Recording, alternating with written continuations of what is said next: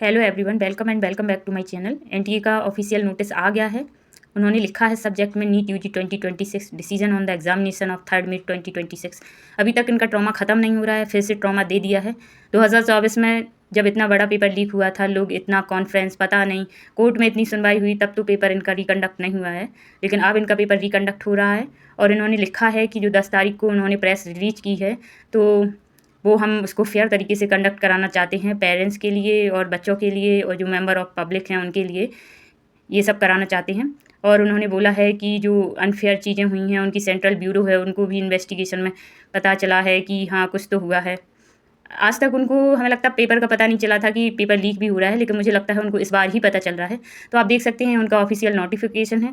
कब क्या हो जाए इधर पता ही नहीं चल रहा है। एनटीए का हमेशा ही कुछ ना कुछ शौक देते रहते हैं। लोग प्रेशर रिलीज हो चुके थे, पेपर से फ्री हो चुके थे, जिसका जैसा भी हुआ था सब रिलैक्स थे, लेकिन उनने फिर नया ट्रॉमा डाल दिया है। और पेपर उनका 20-22 दिन में 25 दिन में कंडक्ट करा लेंगे, पता नहीं कब कराएंगे, अभी तो ऑफिशियल नहीं आए हैं, लेकिन आ जाएगा जल्दी से। जब 1 घंटे में ऑफिशियल नोटिस और 1-2 घंटे में जब चीज़ें वो बता सकते हैं कि पेपर रिकंडक्ट हो सकता है, तो वो कुछ भी कर सकते हैं। और 20-25 दिन में फिर से वही डिसिप्लिन लाना इतना आसान नहीं होता है। उन्होंने तो ईज़िली बोल दिया है कि चलो पेपर रिकंडक्ट कराते हैं।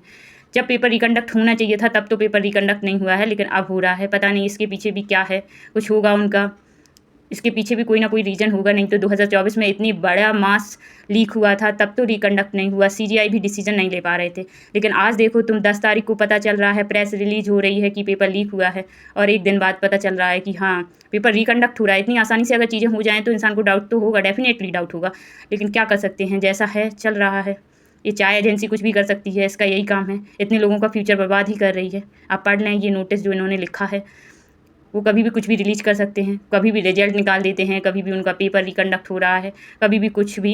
उनका कभी भी पेपर ट्रांसपेरेंसी से हो ही नहीं पा रहा है। लेकिन हम जिस सेंटर्स पे देते हैं उन पे तो ऐसे लगता है कि बिल्कुल सही पेपर कंडक्ट कराया जा रहा है। यहाँ पे जो टीचर्स थे हमारे सेंटर पे, वो बोल रहे थे कि देखो आपके सामने ही पेपर को टियर किया जा रहा है, उसकी पॉली को आपके सामने ही निकाला जा रहा है, पता नहीं क्या क्या, फिर भी इनका पेपर लीक हो जाता है। पता नहीं, इससे अच्छा तो बोर्ड कंडक्ट होता है। एटलीस्ट एक ऐसी एजेंसी तो बनाई जाए जो इतना बड़ा फ्यूचर अपने हाथ में लेके रखी है कि डॉक्टर्स का, फिर भी उनका पेपर हर बार ही लीक हो जाता है। पता नहीं किसी के लिए पॉजिटिव है, किसी के लिए नेगेटिव है, लेकिन फिर भी जो हम डिसिप्लिन में थे वो डिसिप्लिन तो एकदम से नहीं आ जाएगा, लेकिन फिर भी एग्ज़ाम है, सबके लिए हो रहा है।